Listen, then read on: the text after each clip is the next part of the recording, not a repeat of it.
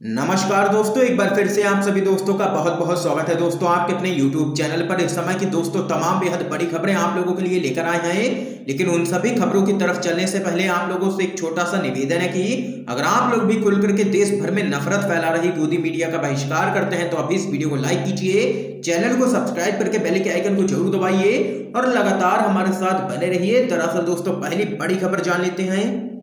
मुश्किल में हरियाणा की बीजेपी सरकार, दुष्यंत चौटाला ने बुलाई है जेजेपी विधायकों की अहम मीटिंग। तो वहीं अमित शाह से मिलेंगे सीएम खट्टर। आप लोगों को दोस्तों बताते चलें, किसान आंदोलन के कारण हरियाणा सरकार पर संकट के बादल मंडरा रहे हैं। सरकार को समर्थन दे रही जेजेपी ने अपने विधायकों की एक अहम बैठक बुलाई है। तो वहीं आप लोगों को बताते चलें, आज केंद्रीय गृह मंत्री अमित शाह से मुलाकात करेंगे सीएम खट्टर। किसानों के बढ़ते विरोध को देखते हुए बीजेपी और जेजेपी गठबंधन यहां पर काफी परेशानी में है, क्योंकि दोस्तों आप लोगों को बताते चलें, किसान संगठनों की तरफ से लगातार दुष्यंत चौटाला के ऊपर दबाव बनाया जा रहा है कि वो बीजेपी से अपना समर्थन वापस लें। इस बीच आप लोगों को बताते चले, पूर्व मुख्यमंत्री भूपेंद्र सिंह हुड्डा ने कहा है कि किसान आंदोलन के कारण सत्तारूढ़ गठबंधन के कई विधायक अपना इस्तीफा देना चाहते हैं। इस बयान के बाद बीजेपी जेजेपी गठबंधन में हलचल काफी तेज हो चुकी है। देख सकते हैं कि साफ तौर पर संकट में नजर आ रही है हरियाणा की खट्टर सरकार और किसी भी वक्त दुष्यंत चौटाला समर्थन वापस लेने का कर सकते हैं ऐलान, क्योंकि उनके ऊपर काफी दबाव है। इस बीच एक और बड़ी जानकारी आप लोगों को दोस्तों बताते चलें, सुप्रीम कोर्ट में सरकार का हलफनामा, कानूनों की वापसी की शर्त ना तो उचित ना ही स्वीकार्य। जी हां दोस्तों, बड़ी खबर सामने निकल के आ रही है। आप लोगों को बताते चले, भारत सरकार ने किसानों के मुद्दे पर सुनवाई के बाद सुप्रीम कोर्ट में एक हलफनामा दायर कर दिया है, जिसमें कहा गया है कि कृषि कानूनों को पूरे देश में व्यापक स्वीकृति मिली है और केवल कुछ किसानों और अन्य लोगों ने आपत्ति की है, जिन्होंने इन्हें निरस्त करने की शर्त रखी है, जो ना तो उचित है और ना ही स्वीकार्य है। ये यहाँ पर मोदी सरकार ने सुप्रीम कोर्ट के अंदर हलफनामा दिया है। इससे पहले हुई सुनवाई में सुप्रीम कोर्ट ने काफी कड़ी फटकार लगाई थी केंद्र में बैठी मोदी सरकार को। यानी कि कुल मिलाकर के देखें तो मोदी सरकार ने अब यह स्पष्ट कर दिया है कि वो कानूनों को वापस नहीं लेगी किसी भी कीमत पर। अब अगली रणनीति क्या कुछ होती है किसान संगठनों की, ये देखने वाली बात होगी, क्योंकि आप लोगों को बताते चले 26 जनवरी को आर पार की लड़ाई का ऐलान कर चुके हैं किसान संगठन और अब ये मामला सुप्रीम कोर्ट में है विचाराधीन। इस बीच एक और बड़ी खबर जान लेते हैं दोस्तों, शिमला नगर निकायों में बीजेपी की करारी शिकस्त। कांग्रेस के नेता बोले, नड्डा जी ये है आपके राज्य का हाल। आप लोगों को बताते चले, शिमला में हुए नगर निकाय चुनाव में कांग्रेस ने बीजेपी को करारी शिकस्त दे दी है। यहां कांग्रेस ने 8 में से 6 सीटों पर जीत दर्ज की है, तो वहीं बीजेपी को यहां पर सिर्फ एक सीट पर ही संतोष करना पड़ा है। वहीं एक सीट आजाद उम्मीदवार के खाते में गई है। इस जीत की घोषणा जिला कांग्रेस कमेटी ने की है। जिला कांग्रेस अध्यक्ष यशवंत सिंह ने कहा है कि पार्टी ने जिले में शानदार प्रदर्शन किया है। उन्होंने बताया है कि ठियोग नगर परिषद में कांग्रेस समर्थित उम्मीदवारों ने 4 सीटों पर जीत हासिल की है।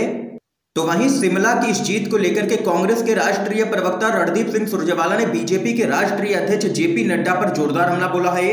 उन्होंने ट्वीट कर कहा है कि नड्डा जी आपके राज्य का ये हाल है, हिमाचल की जनता ने सत्ताधारी भाजपा को दिखाया है बाहर का रास्ता।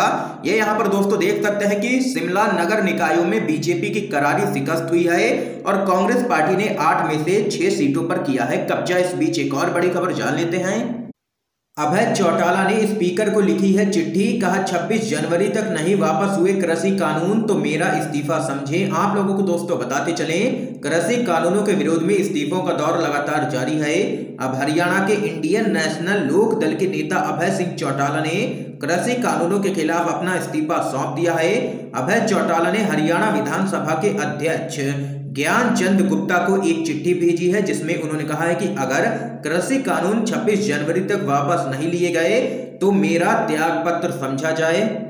यही नहीं, अभय चौटाला ने इस चिट्ठी के बाद यह भी दावा किया है कि एक बार अगर उनका इस्तीफा मंजूर हुआ तो हरियाणा विधानसभा से इस्तीफों की लाइन लग जाएगी। ये यहाँ पर देख सकते हैं, बड़ी खबर हरियाणा से सामने निकल के आई है। लगातार नेता यहाँ पर इस्तीफा दे रहे हैं, तीनों ही कृषि कानूनों के विरोध में। इस बीच एक और बड़ी खबर आप लोगों को दोस्तों बताते चलें, मोदी सरकार को सुप्रीम कोर्ट ने लगाई है कड़ी फटकार। सीजेआई बोबड़े बोले, किसानों से बिना पूछे क्यों बनाया है कानून। आप लोगों को दोस्तों बताते चले, सुप्रीम कोर्ट में कृषि कानूनों के खिलाफ दायर याचिकाओं पर सुनवाई हुई।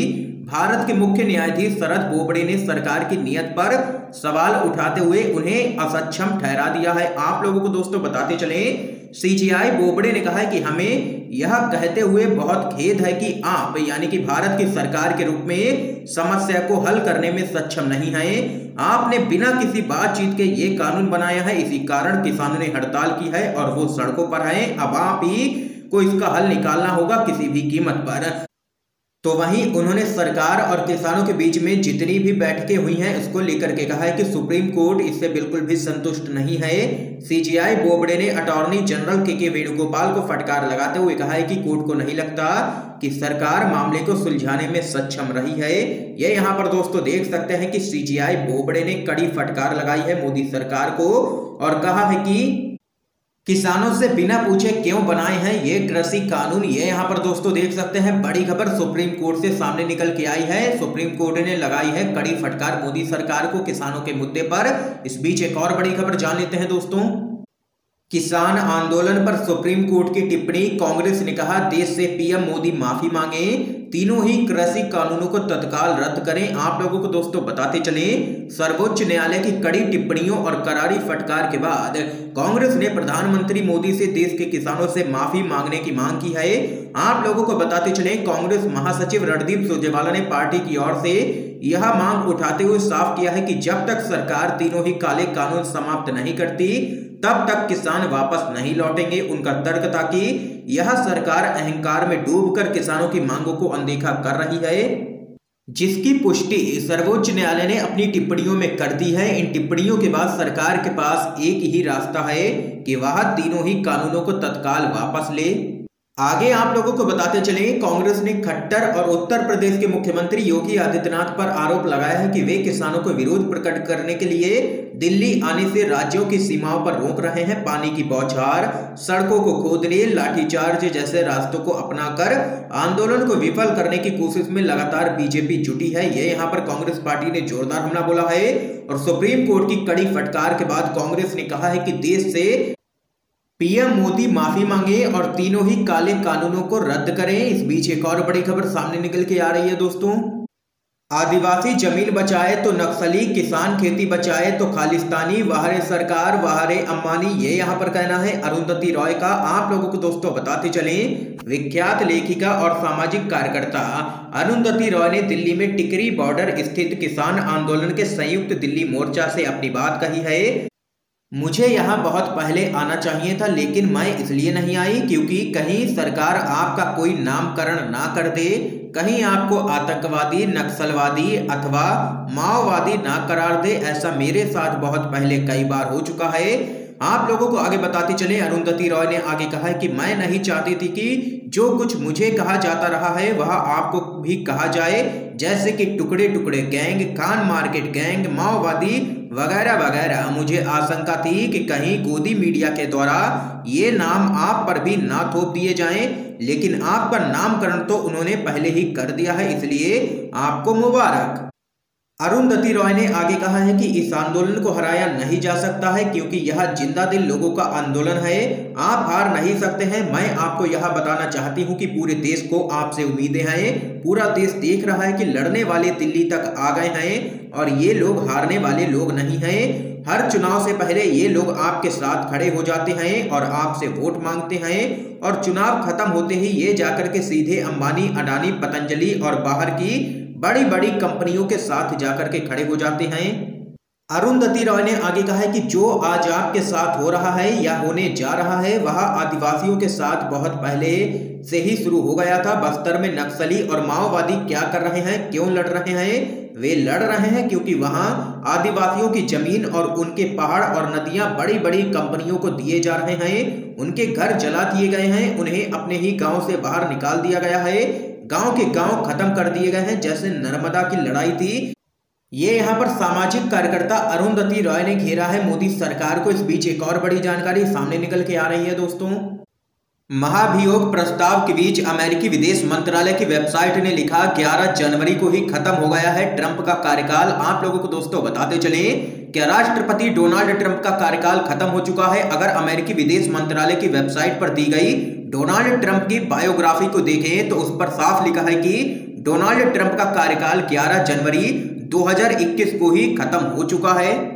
तो वहीं यही बात उपराष्ट्रपति माइक पेंस के लिए भी लिखी गई है। इस बीच एक और बड़ी खबर जान लेते हैं दोस्तों।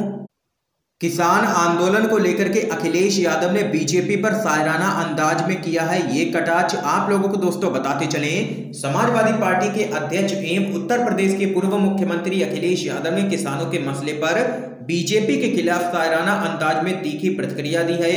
उन्होंने कहा है कि इस दुनिया में उठता हुआ धुआं दिखता है, जिन्हें घर की आग का मंजर क्यों नहीं दिखता उन्हें। दरअसल दोस्तों आप लोगों को बताते चले, अखिलेश यादव ने ट्वीट किया है कि भाजपा सरकार किसानों के प्रति असंवेदनशील होकर के जिस प्रकार उपेक्षापूर्ण रवैया अपना रही है वह अन्नदाता का सीधे सीधे अपमान है, घोर निंदनीय है। अखिलेश यादव ने आगे कहा है कि अब तो देश की जनता भी किसानों के साथ खड़ी होकर के पूछ रही है, दुनिया में उड़ता हुआ धुआं दिखता है, जिन्हें घर की आग का मंजर क्यों ना दिखता उन्हें। ये यहाँ पर अखिलेश यादव ने शायराना अंदाज में घेरा है बीजेपी को। तो वहीं एक और बड़ी खबर जान लेते हैं दोस्तों। अजय कुमार लल्लू का तंज अपराध के क्षेत्र में नए प्रतिमान बना रहा है उत्तर प्रदेश। आप लोगों को दोस्तों बताते चले, उत्तर प्रदेश कांग्रेस अध्यक्ष अजय कुमार लल्लू ने प्रदेश में अपराध की घटनाओं पर गहरी चिंता व्यक्त करते हुए मुख्यमंत्री योगी आदित्यनाथ के नेतृत्व वाली भारतीय जनता पार्टी की सरकार को कटघरे में खड़ा कर दिया है। लल्लू ने कहा है कि किसानों की समस्याओं को लेकर के कांग्रेस पार्टी 15 जनवरी को राजभवन का घेराव करेगी। कांग्रेस पार्टी के द्वारा जारी एक बयान में अजय कुमार लल्लू ने कहा है कि पूरे राज्य में अराजकता और अपराध अपने चरम पर है और उत्तर प्रदेश में कानून व्यवस्था का आलम यह है कि अपराध में Uttar Pradesh ease of doing crime के रूप में नए प्रतिमान गढ़ रहा है। ये यहाँ पर दोस्तों आज की तमाम बेहद बड़ी खबरें सामने निकल के आई हैं जो हमने आप लोगों तक दोस्तों पहुंचाई हैं। इन खबरों पे आप लोगों की क्या राय है जरूर बता सकते हैं कमेंट बॉक्स में कमेंट करके, और वीडियो को ज्यादा से ज्यादा शेयर कीजिए ताकि आप सभी के दोस्त भी इन खबरों को जान सकें। वीडियो देखने के लिए दोस्तों आप सभी का बहुत बहुत धन्यवाद।